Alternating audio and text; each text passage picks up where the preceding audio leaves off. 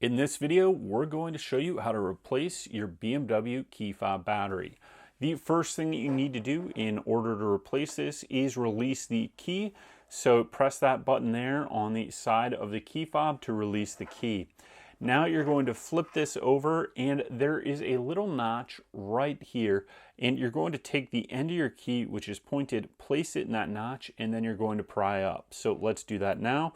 I take the end of my key and I pry up, and now that releases the back of the BMW key fob. Now we need to replace this. This is a CR2032 battery. You can take a small screwdriver, or again, you can take your key. Sometimes it's going to take a little bit of work, but put it on this side right here, and you should be able to pop it out like so. And once we've popped that out, we're going to take our new CR2032 battery and we're going to place it in there. So you want to make sure you place it where the end goes in, this captured end first, and then push it down.